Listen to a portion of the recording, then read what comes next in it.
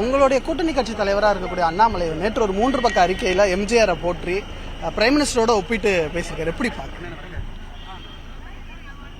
புரட்சி தலைவர் அவர்களும் மோடி அவர்களும் மாபெரும் மக்கள் தலைவர்கள்.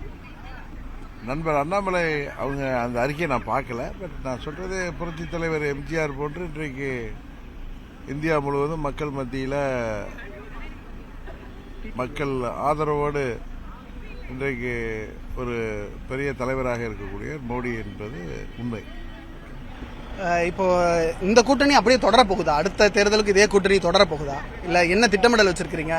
உங்க பார்ட்டி பீப்புள்லாம் என்ன சொல்லிட்டு இருக்காங்க? நிறைய இடத்துல கண்டினியூ அவங்க கூட மீட்டிங் பண்ணிட்டே இருக்கிறீங்க, என்ன சொல்றாங்க? தேசிய ஜனநாயக கூட்டணி ஆட்சி அம்மாவின் ஆட்சியாக 26 தேர்தல் அமையும். என்கிட்ட கூட இப்ப ஊடக நண்பர்கள் கேட்டார்கள்.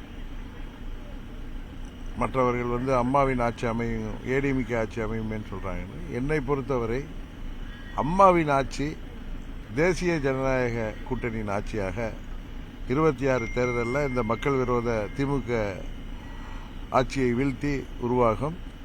எங்கள் கூட்டணி இன்னும் பலப்படுகின்ற விதமாக அம்மாவின் தொண்டர்கள் அனைவரும் இந்த கூட்டணியில் ஆதரிக்கின்ற விதமாக வருங்காலம் மாறும் என்பதுதான்